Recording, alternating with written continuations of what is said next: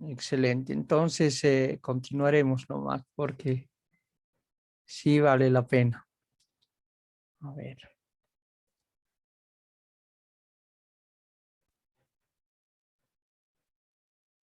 Allí hay 18.000 soldados, 20 cañones, 600 ametralladoras pesadas, 1.500 livianas, 19.000 fusiles, 3.000 granadas de mano, 200 camiones, 5 millones de proyectiles y 5.000 proyectiles de artillería.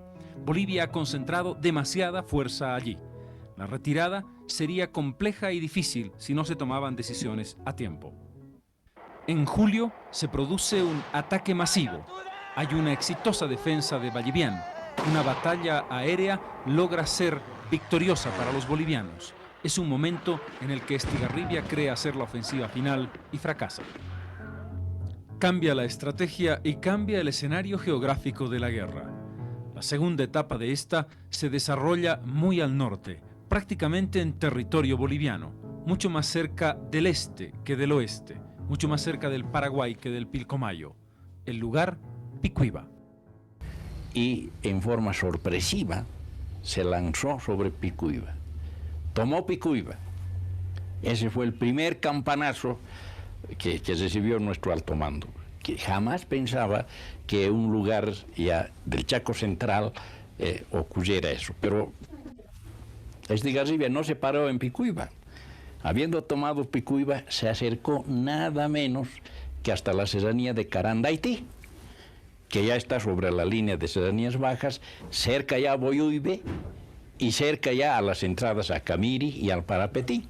Entre julio y noviembre de 1934, las acciones se alternan entre ofensiva paraguaya y defensa boliviana. Algunas exitosas de nuestras armas, como las dirigidas por David Toro en la batalla de Carandaití, Algodonal y La Rosa, las tropas bolivianas arrinconan y cercan a las paraguayas, pero estas logran huir del cerco. Bolivia avanza en Villazón e Irindagüe.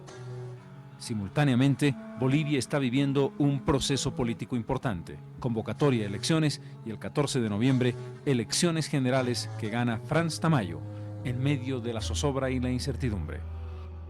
En noviembre se produce la retirada de Vallivián con una batalla permanente. El avance paraguayo genera el desastre del Carmen parecido al de Campo Villa. Caen las divisiones Murillo y Méndez con más de 4.000 presos y 2.000 muertos. Costo alto para el Paraguay, 4.000 muertos guaraníes. Finalmente, Vallivián se incendia y se produce la retirada.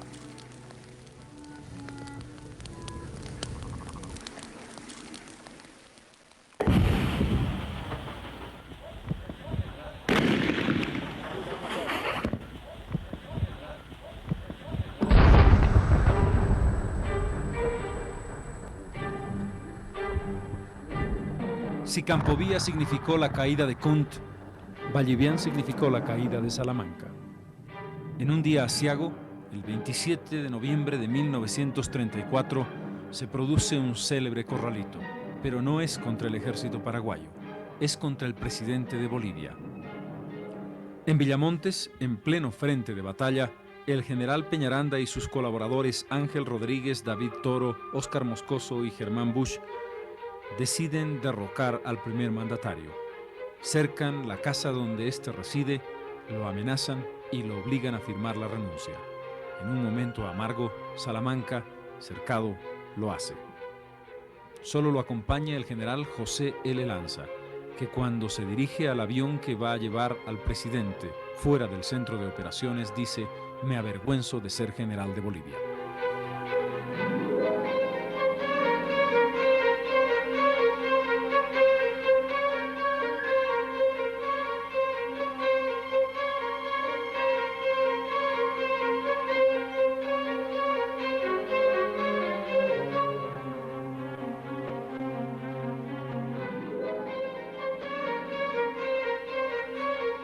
El 28 de noviembre asume el mando, también bajo presión, el vicepresidente para guardar las formas constitucionales. Es José Luis Tejada Sorzano. Mientras tanto, en ambos países, las multitudes, primero enardecidas que esperan a los prisioneros, luego azoradas y compadecidas, se encuentran en un lado con los bolis, en el otro con los pilas. que bajan famélicos y silenciosos por las calles de la sede de gobierno para lo que sería una larga prisión. Los prisioneros paraguayos establecen una relación distinta con un enemigo al que pocas veces se había visto. Es el costo de la guerra, es el precio de un pueblo que se encuentra a otro en circunstancias terribles. Cuando mañana ya de mí nadie se acuerde, porque del infierno verde solo Dios se acordará. Porque del infierno verde solo Dios se acordará. En el Chaco, nuestros soldados siguen enfrentándose al desierto y a la falta de agua. Allí en el sudoeste, Bolivia no puede cumplir un anhelo fundamental: tomar un punto sobre el río Paraguay. Ese fue quizás un error estratégico grave si se entiende que ese era un objetivo central del país. En cambio, el 14 de enero de 1935, Estigarribia logra un anhelo histórico del Paraguay: la toma de una de las orillas del río Parapetí, bien adentro, en territorio boliviano. Pero si por las armas los resultados fueron negativos, en la diplomacia el 34 fue un año de éxitos para el país. Hombres como David Albestegui, Alberto Ostria, Enrique Finot, Castro Rojas y Adolfo Costa Durrels logran hacer ver al Paraguay como país agresor que no atiende a los llamados de paz, a tal punto que a Bolivia se le ratifica el libre tránsito de armamento de las naciones vecinas, salvo Argentina, y se produce oficialmente el embargo de todo tipo de armamento para el Paraguay. Es una decisión de la Liga de las Naciones, que obliga al Paraguay a retirarse de esa organización y que establece una tensión muy fuerte en la política de Saavedra Lamas, que estaba buscando el Premio Nobel de la Paz, que consiguió injustamente en 1936.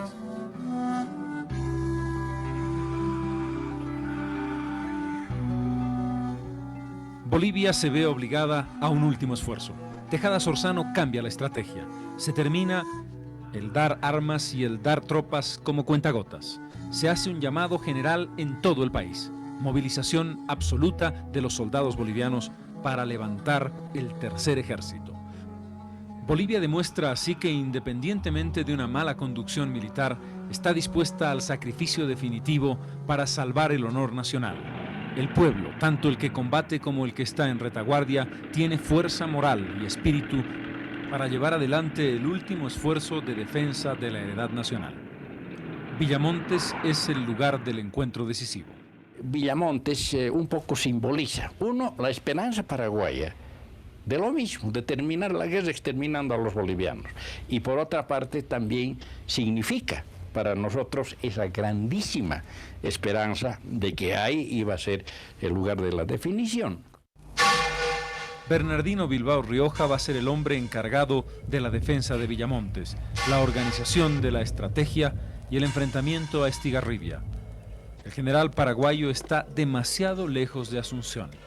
A los paraguayos comienza a pasarles lo mismo que a los bolivianos al comienzo de la guerra, lejos de sus fuentes de abastecimiento.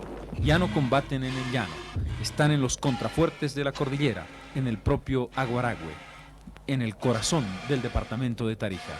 Es otra historia. Y se le dio al general Bilbao el más grande patrimonio que jamás tuvo el ejército para defender un punto.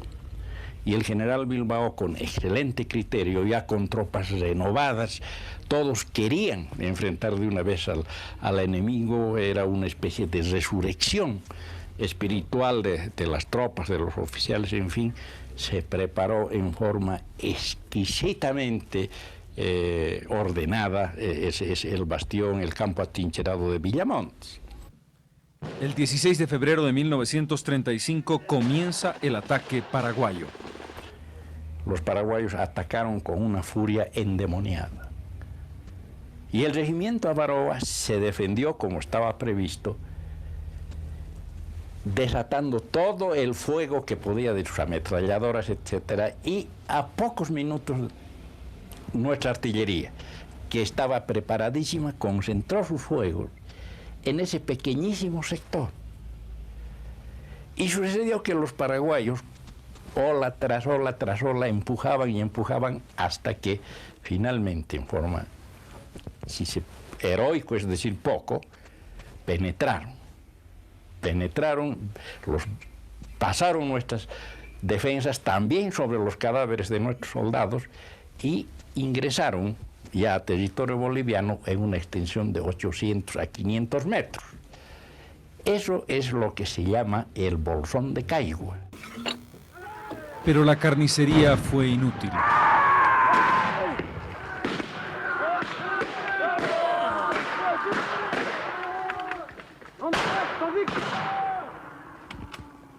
El 23 de febrero se produce la derrota definitiva del ejército paraguayo en Villamontes, que se da cuenta que la plaza es inexpugnable. Estigarribia intenta entonces algunos ataques aislados. El objetivo central es, ahora sí, el petróleo boliviano. Los paraguayos intentan la toma del pozo petrolero de Ñancoraiza. Hacen también una ofensiva por el Abra de Ururigua para acercarse a los pozos petrolíferos. Pero en la montaña los bolivianos son irreductibles. Sucesivamente se van rechazando esas ofensivas. Lo más grave es la toma de Charagua. Santa Cruz recibe la noticia con temor. Se piensa que Estigarribia quiere llegar a la capital oriental, pero ya el Paraguay está agotado y no tiene fuerzas para hacerlo. Mientras tanto, Bolivia desata la contraofensiva. De Villamontes adelante, varios ataques bolivianos que no tienen la contundencia que podrían haber desarrollado van a hacer retroceder a los paraguayos. El desalojo del Parapetí es muy importante, al punto que Paraguay retrocede más de 100 kilómetros. Es el momento en el que llega la hora de la paz. Bolivia tiene un tercer ejército en pie. Paraguay está en las últimas posibilidades de su agotamiento militar. ¿Podía Bolivia, antes de la paz o en vez de la paz, iniciar una contraofensiva con posibilidades de éxito? Inmediatamente después de rechazar el ataque paraguayo, nosotros debíamos saltar de nuestras trincheras y aplastar a ese grueso paraguayo que estaba exhausto, desangrante y exánime delante de nosotros.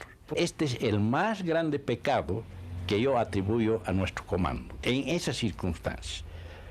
No se hizo por complacencia. Se dice que Bolivia podía todavía reaccionar y quién sabe reconquistar parte del territorio y llegar a mejores condiciones de paz. Yo no creo eso. Si se hubiera ejecutado ese plan, habría demorado, quién sabe, un año más, 6 meses más, y estaba Bolivia en condiciones de soportar 6 meses más de guerra, no creo.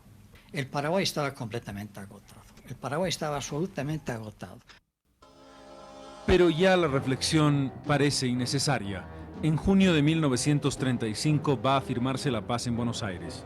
A tumbos, con una presión muy fuerte de Saavedra Lamas, los representantes diplomáticos del país aceptan las condiciones de la paz, con un tema que sería fatal: la cuestión de fondo, es decir, una decisión sobre los derechos de ambas naciones y la posibilidad de un acuerdo territorial, no quedaba definida ni con fecha ni con límite concreto. La reunión duraría hasta que se llegase a un acuerdo directo o se suscribiese un compromiso de arbitraje para ser dilucidado en la Corte Permanente de Justicia de La Haya. Al no haber plazos, se vio luego, Bolivia estaba cediendo lo que en los hechos ocurrió. Los puntos adquiridos por cada país en la batalla fueron los que definieron finalmente la frontera del Chaco. Las responsabilidades recaen sobre todo sobre el negociador principal, Tomás Manuel Elío, que forzó al gobierno a aceptar esas condiciones, y al coronel Ángel Rodríguez, que cuando se le preguntó cuál era la opinión del alto mando militar sobre este acuerdo, dijo: el mando soy yo, el acuerdo debe firmarse. El 12 de junio de 1935 se firma el protocolo de paz, el abrazo de ambos cancilleres, Luis Riart del Paraguay y Tomás Elío de Bolivia. El 14 de junio de 1935 termina la guerra, a las 12 del mediodía. Entre 11:30 y 12 se da el más intenso despliegue de fuego de toda la guerra. Luego, Viene el tiempo del abrazo y de la celebración.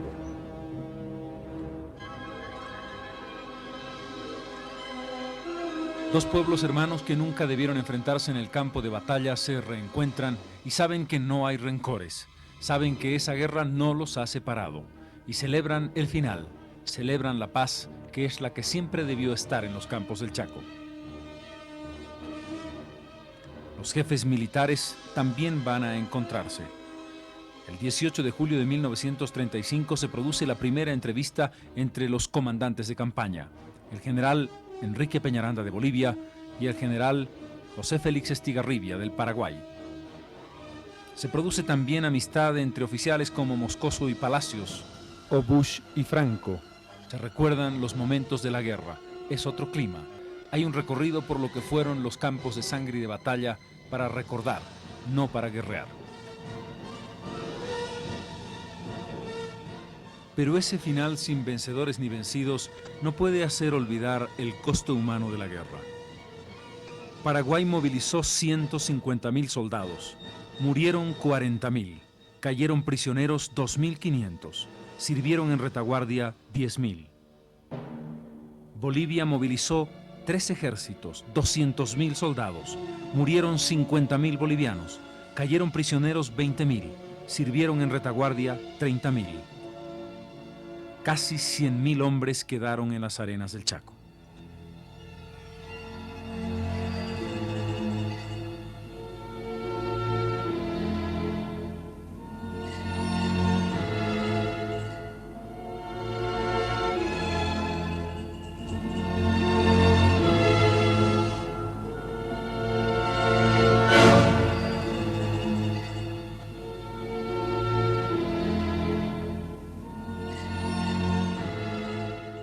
Cuando la guerra termina, Bolivia tiene 54.105 hombres en plan de batalla.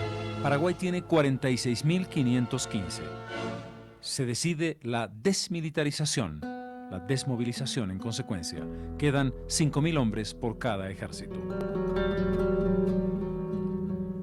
Entre abril y diciembre de 1936 se produce la repatriación de prisioneros.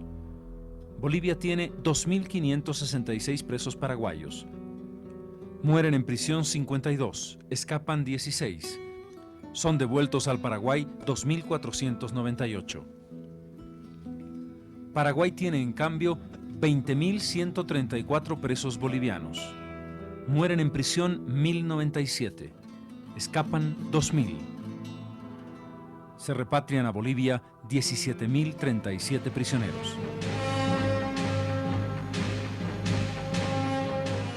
El costo económico de la guerra es terrible para Bolivia. Simultáneamente al esfuerzo militar se produce una crisis económica. El 75% de sus exportaciones provienen del estaño y el estaño cae dramáticamente.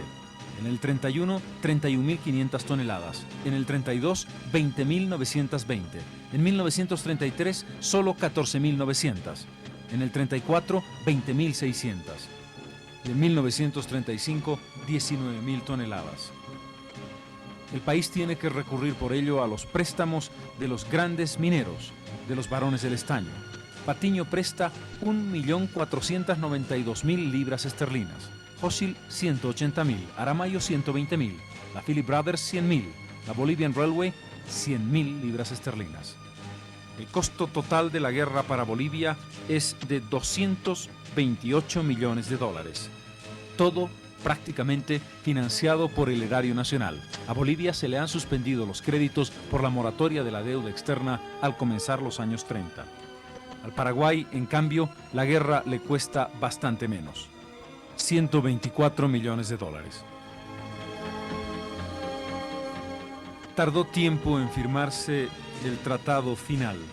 El 21 de julio de 1938, el Tratado de Paz, Amistad y Límites, firmado por Eduardo Díez de Medina y Enrique Pinot por Bolivia, y Cecilio Báez y José Félix Estigarribia por el Paraguay, determina, ahora sí, el fin definitivo de las hostilidades y de la guerra paraguayo-boliviana.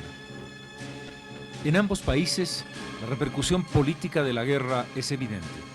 En Bolivia, el presidente José Tejada Sorzano es derrocado en 1936. Va a sustituirlo un hombre protagonista en la guerra, David Toro.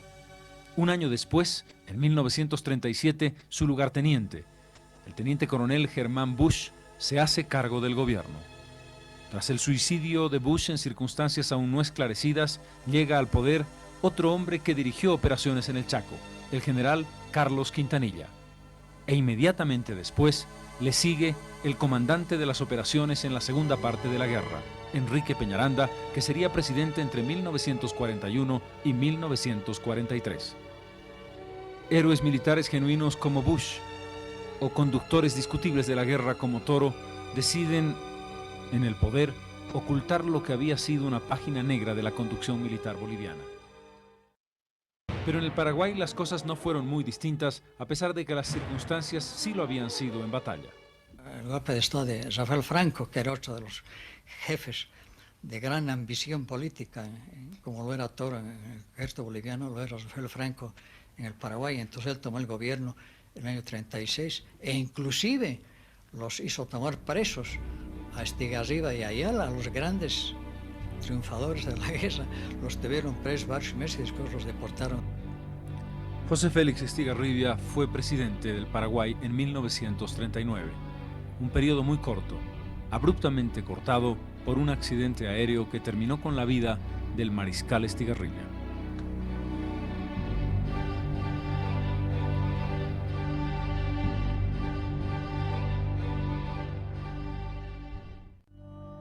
La guerra del Chaco tuvo dos frentes, el frente militar y el frente diplomático. En el ámbito de la diplomacia, Bolivia tuvo grandes éxitos. Logró equilibrar lo que había sido una visión muy negativa del comienzo de la guerra desde el punto de vista de la comunidad internacional. Logró que pudiera importarse y llevarse los avíos y el nivel de armamento que requería para seguir adelante con la guerra. El final fue polémico. La intervención del ministro de Relaciones Exteriores, Elío, y la forma en que se firmó la paz. Pero en definitiva, en 1938, siendo presidente uno de los excombatientes del Chaco, el presidente Busch, es que se llega a una paz definitiva. Una paz que Bolivia y Paraguay necesitaban. Una paz que nos permitía construir un futuro de otra manera. Una paz que además, lo hemos dicho, había dejado una extraordinaria lección desde el punto de vista social, político y económico. El encuentro de bolivianos con una realidad que no conocían, quechuas, aymaras, una clase media que comienza a tomar conciencia, nacimiento de ideologías y propuestas para romper lo que había sido el Estado oligárquico de 1880. Todo esto fue el conjunto que dejó la Guerra del Chaco como lección de presente y de futuro. Tuvo que pasar medio siglo para que Bolivia y Paraguay cerrasen definitivamente los elementos de distancia, de desconfianza y prevención que habían quedado después de 1935. El encuentro entre bolivianos y paraguayos fue algo natural, porque si bien había prevención, nunca heridas que no pudiesen cerrarse. La Guerra del Chaco no dejó elementos de quiebre tan brutales como los que han quedado después de la Guerra del Pacífico de 1879. Los excombatientes, quienes estuvieron en prisión, paraguayos en Bolivia, bolivianos en Paraguay, encontraron una realidad que a lo largo del tiempo tuvo diversas consecuencias. Quizás Paraguay trató mejor a sus excombatientes que Bolivia. La fuerza de nuestra economía, o su debilidad, para decirlo mejor, no era lo suficiente como para dar la respuesta que esos hombres que combatieron por la patria habían dado y nos exigían con el paso de los años, sobre todo porque defendieron nuestro recurso natural más importante, hoy fundamental para la economía del país. En todo caso, las consecuencias de la guerra dejaron lecciones importantes y también algunos elementos de dolor y de nostalgia.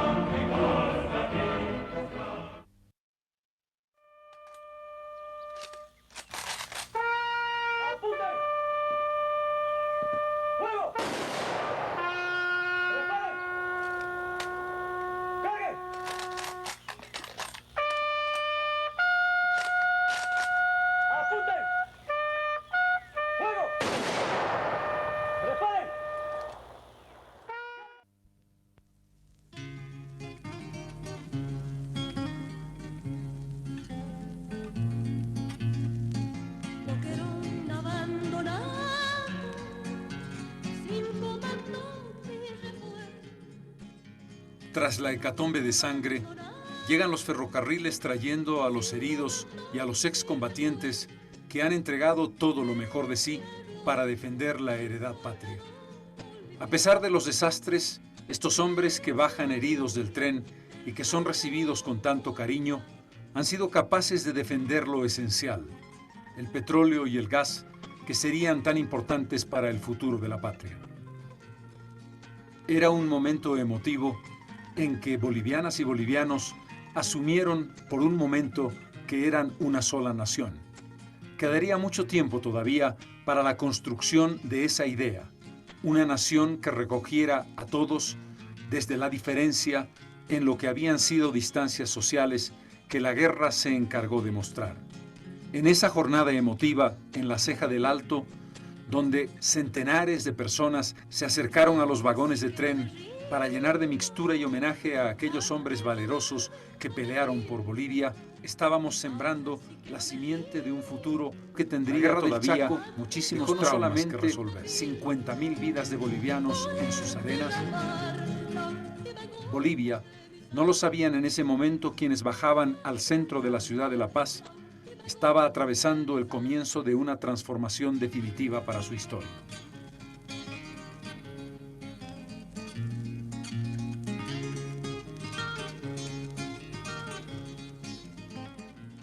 La Guerra del Chaco dejó no solamente 50.000 vidas de bolivianos en sus arenas, sino también una lección fundamental para la historia. Actos de heroísmo, errores de conducción, confrontaciones internas, pero sobre todo, en momentos como Boquerón, un ejemplo de cuando los bolivianos son capaces de demostrar heroísmo y fortaleza sin límites.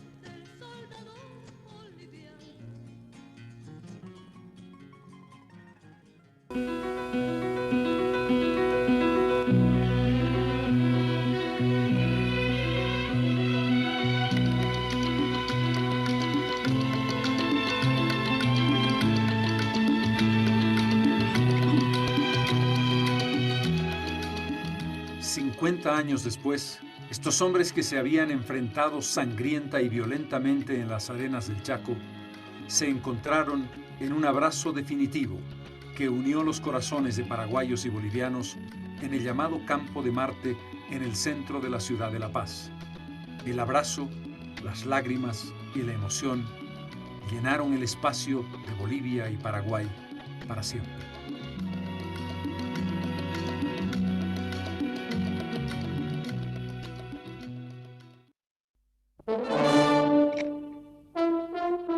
Bernardino Bilbao, Germán Busch, Manuel Marzana, Víctor Ustares y Rafael Pavón, que simbolizan a un ejército que levantó 200.000 hombres para defender a Bolivia.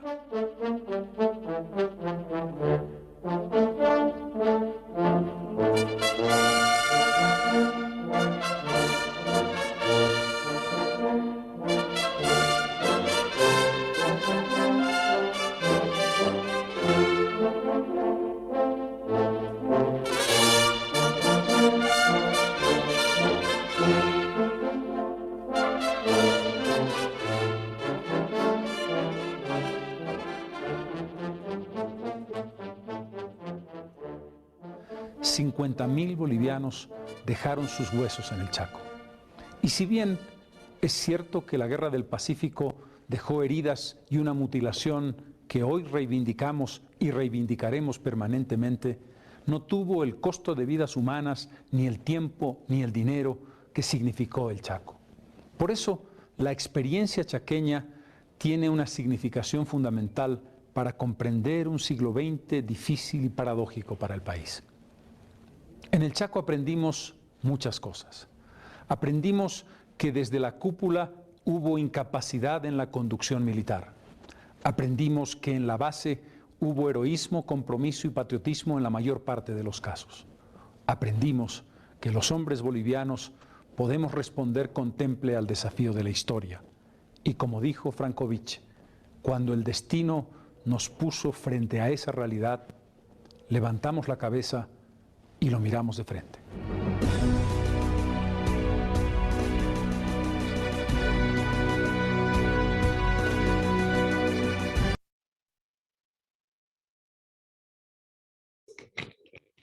Bien.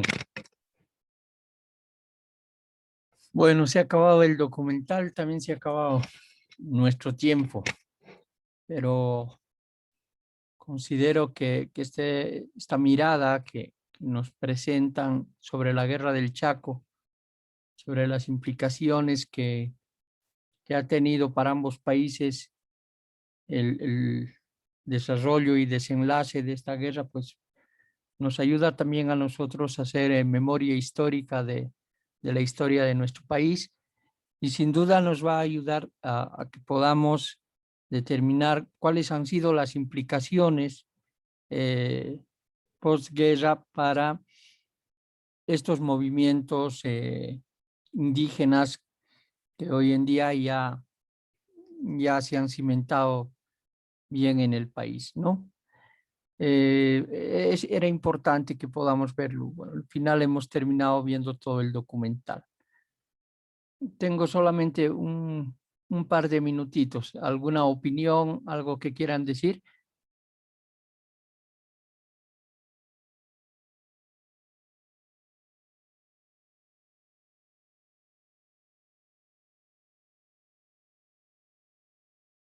Están, Dicen yo. Mayerling, sí. Bueno, me gustó el final en donde hace las reflexiones, ¿no? Y con lo que me quedo es con el valor y el heroísmo que tuvieron, ¿no? Que inclusive a tan corta edad tomaron decisiones que fueron a favor de nuestro. Sí, es realmente inspirador conocer este tipo de historia con respecto a nuestro país. Eso, Lisa. Está bien, Mayerling, gracias. ¿Alguien más que quiera compartir algo?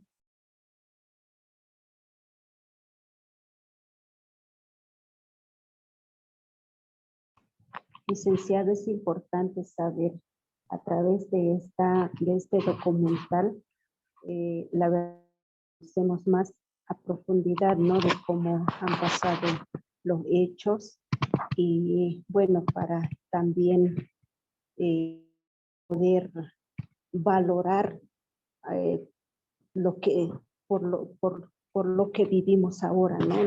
Vivimos, si bien con esta pandemia, pero vivimos en democracia y la verdad que es muy, muy reconfortante saber a profundidad de esta historia, ¿no?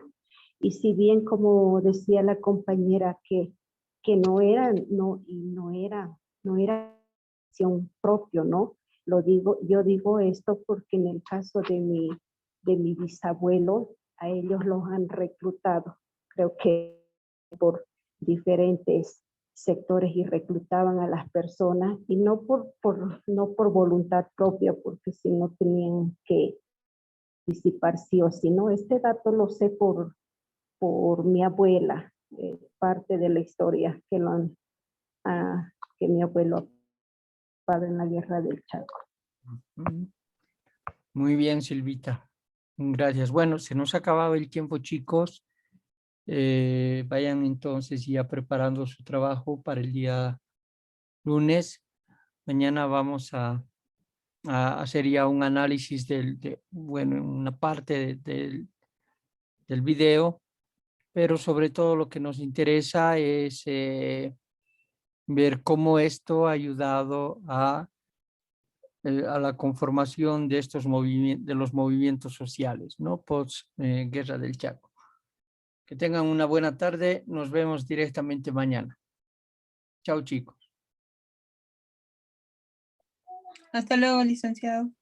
Hasta luego, Lice. Chao, chao, Lice. chao. Chao a todos. Chao, chao.